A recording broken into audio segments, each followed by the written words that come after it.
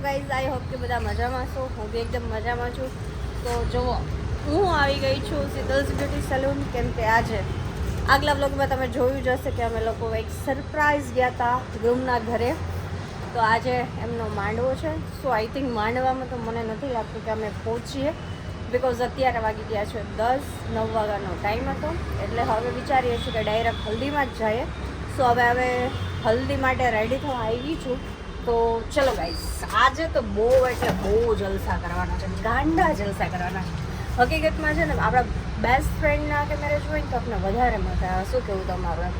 ઘરનું હોય ને તો થોડીક રિસ્પોન્સિબિલિટી વધી જાય. લાઈક અમારા મેરેજમાં થોડી ઘણી એવી હતી, પણ અમે લોકોએ બહુ જ એન્જોય કર્યો હતો. પણ ફ્રેન્ડના મેરેજ હોય ને એટલે ફૂલ ઓન જલસા હોય. તો ચલો આપણે ગાઈસ, હું થઈ ગઈ છું રેડી. યુ કેન સી આ છે મારું આજનું બ્યુટીફુલ આઉટફિટ. બાકી પછી હું ત્યાં લોકેશન પર જઈને બતાવીશ. સો બહુ જ લેટ થઈ ગયું છે. કેટલા વાગે આવી હતી હું? 9 નહીં, હા મે બી 9 વાગે આવી હતી. 12:30 વાગી ગયા છે. અહીંયા ને અહીંયા જ નેલ આવે એટલે આપણે હવે જલ્દી જોઈએ. સો ગાઈસ, હેલો, નિશી આવી ગઈ છે. આવું તો ધરતીએ પોતાની હલ્દીમાં નહોતું પહેર્યું. હો સાચું, આજે મારી જલ્દી છે.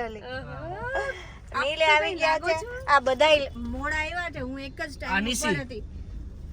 આના હિસાબે લેટ થયો. રોજ દર વખતે એક જ છે. એક મિનિટ, પાર્લર માંથી કોણ આવે છે જોઈ શકો છો તમે. મેં ટાઈમ કીધું હું કેટલા વાગે પાર્લર ગઈ હતી. મેં બધું જ કીધું છે. એ કાન મારા યાર હવે બહુ આમ લાંબા થઈ ગયા છે બધું પહેરી પહેરીને.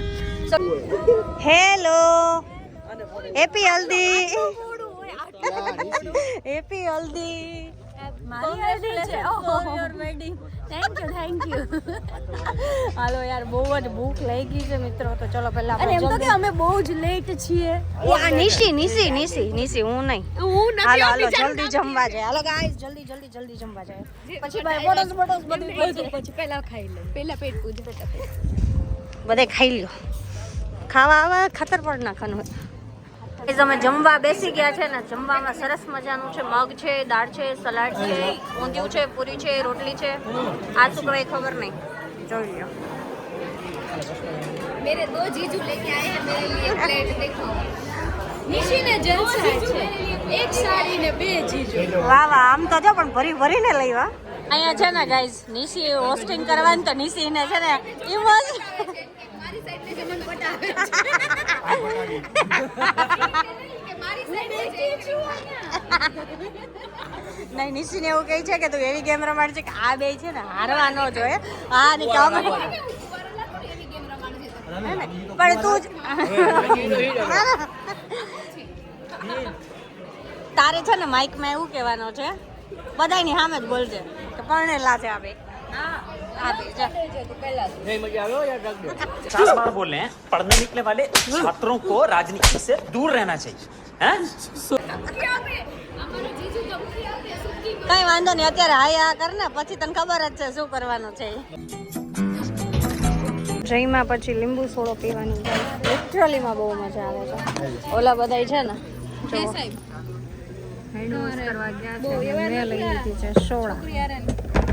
આ છે હલ્દીનું સેટઅપ ગાઈઝ. જો કેટલું મસ્ત છે યાર. અહીંયા બી બહુ જ મસ્ત ડેકોરેશન કર્યું છે. આગળ જઈને બતાવું. પોતાનું એન્કિંગ ચાલુ કરી દીધું છે.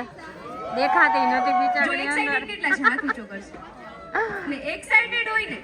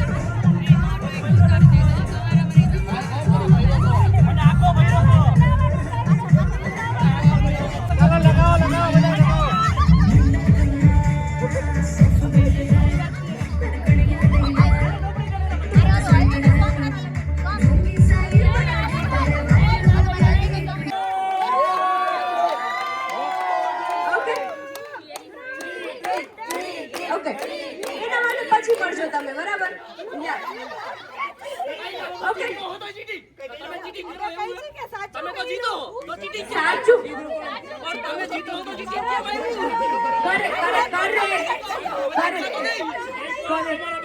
કરેક્ટ ના હું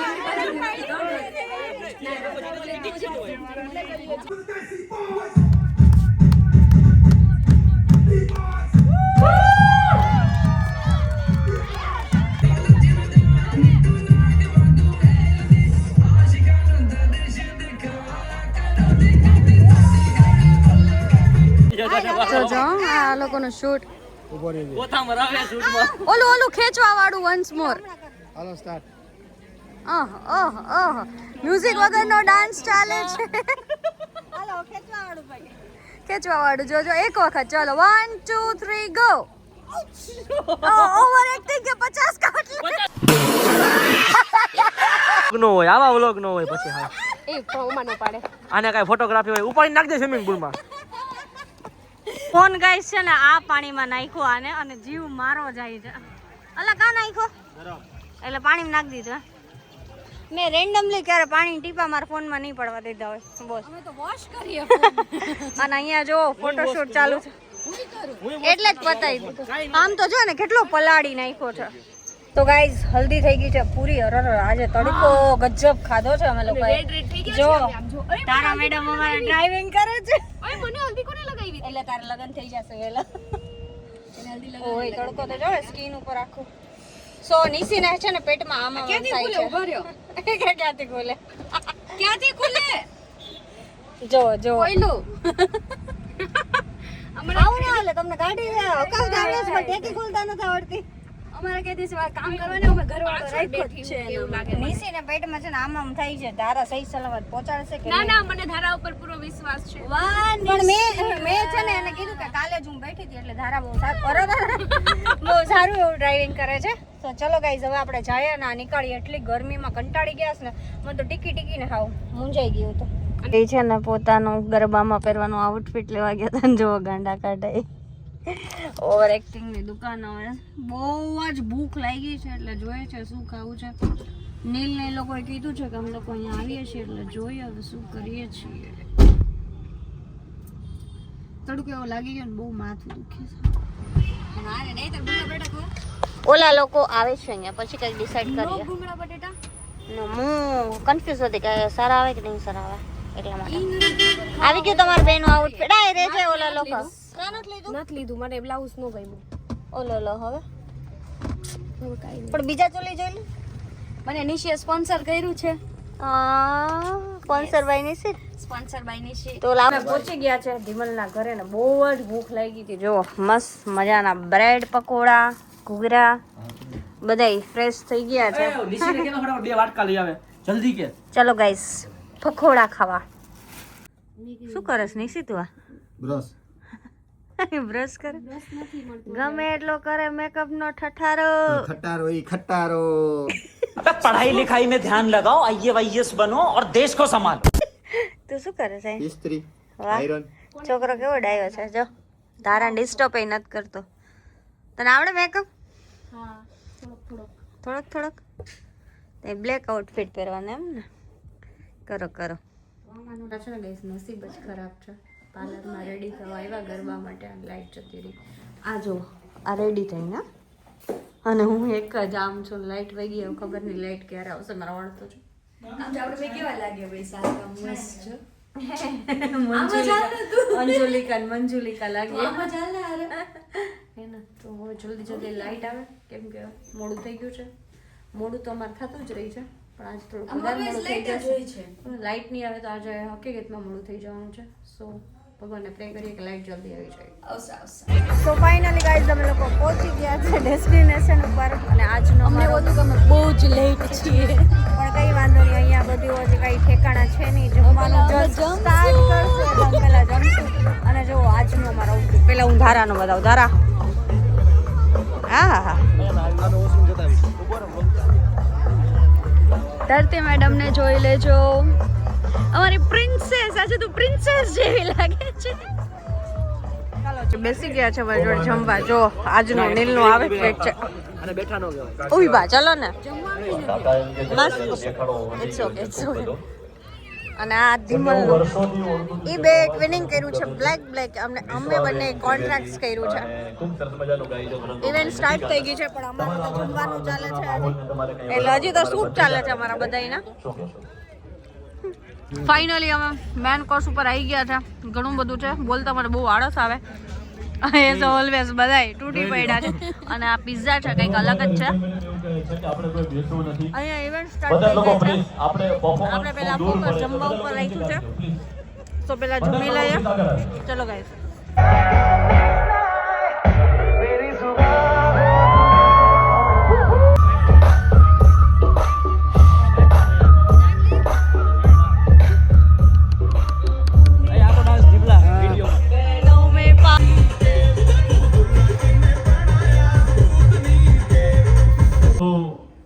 સરસ મજાની વાત એમને કરવી છે પોતાના પરિવાર માટે, પોતાનું જે નવું પરિવારમાં જ્યાં જવાના છે એમના માટે, અને પોતાનું જ્યાં એનો બોન્ડ થયો છે, જ્યાં 25-30 વર્ષ પોતાના ઘરે જે રહ્યો મા બાપની પ્રેમની વાત અને અંદર જે લાગણી છે એ લાગણીની વાત આપણા સુધી પહોંચાડવાના છે. એકવાર ખૂબ જોરદાર તાળીઓ સાથે ટ્વિંકલ મેડમને આપણે સાંભળીએ. કહીને કે સંસ્કાર મા બાપ આપે છે. મારા મમ્મીના સંસ્કાર છે મને, કે એને મને ભણાવી નથી પણ ગણાવી છે. Once more, Dimal.